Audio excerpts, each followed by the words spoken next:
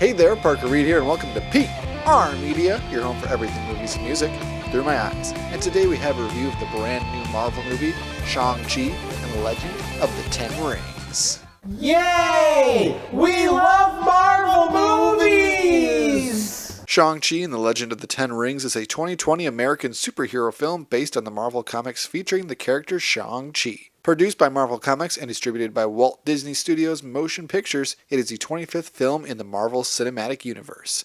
In the film, Shang-Chi is forced to confront his past after he is drawn into his father's Ten Rings organization. Yay! We love Marvel movies! Going into watching this movie, I was really unfamiliar with the character of Shang-Chi himself. I was vaguely aware of him through the comics, but overall, I'm just a big fan of the Marvel Cinematic Universe. I've seen all the movies and all the TV shows. So going into this, I was excited to see a new character on screen, a new origin story. We haven't had one of those since I think it was Captain Marvel. But coming out of watching Shang-Chi for the first time, it was a lot of fun. It was a breath of fresh air in the MCU, and it was a different type of film than they're used to producing. If I had to compare this one-to-one with any other movie in the MCU, I would compare it most closely with Black Panther. That's because there's a lot of inter-family drama that leads most of the film. It's not a big end-of-the-world scenario at the end of the movie, and it's exploring a new type of culture and a new area of the world that hasn't been covered in the MCU before, and I had a lot of fun with this film.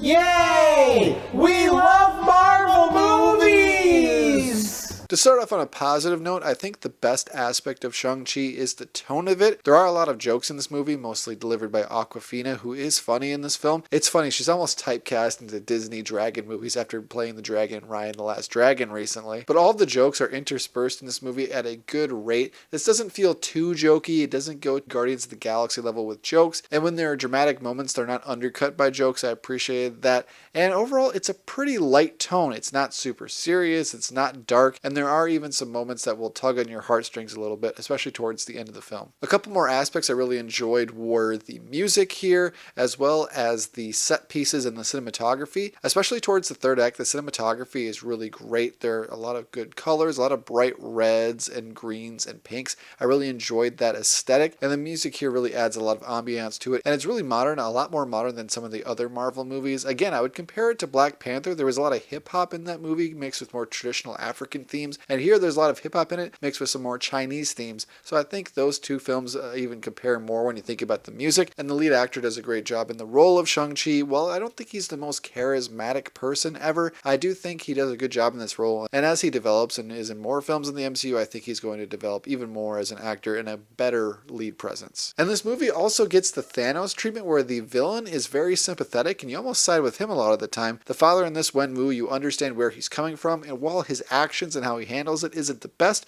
you do feel for the guy, and by the end of it, it almost becomes his movie rather than Shang-Chi's. I just was more interested and invested in his character than I was actual Shang-Chi. And while I really enjoyed Shang-Chi and the Legend of the Ten Rings, the third act to me is the weakest part of this film. Just like the third act of Black Panther was the weakest part of it for me when they were riding around on rhinoceroses, here they're riding around on dragons, and it just becomes a bit too obtuse, and it doesn't really fit with the rest of the movie. It kind of comes out of nowhere. While it was a lot of fun to see that happen, I don't think it fit very well with the film, and it also undercuts the fact that a lot of the action scenes were more interesting towards the beginning of the film when they have more traditional martial arts, and by the end of it, they're just pretty much throwing CGI at each other, and it gets a little bit boring. Oh, and side note, I really enjoy that they brought the original Mandarin in from Iron Man 3, Trevor. He's back in this movie playing a struggling actor.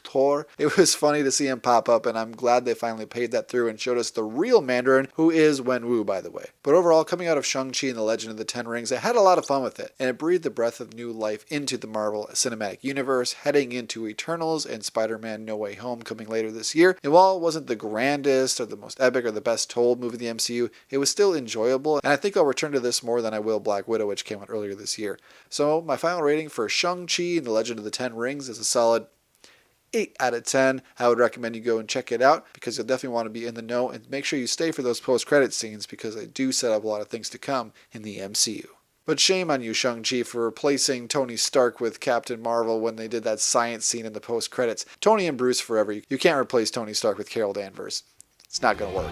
Thank you so much for watching this video. If you like what you saw here, you can check us out on Facebook or Instagram and like, comment, and subscribe if you so choose. My name is Parker Reed. You've been watching PR Media. Keep supporting physical media, and I'll see you next time.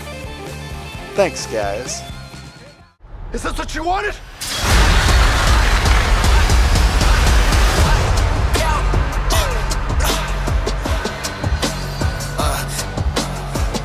You got this. Thank you.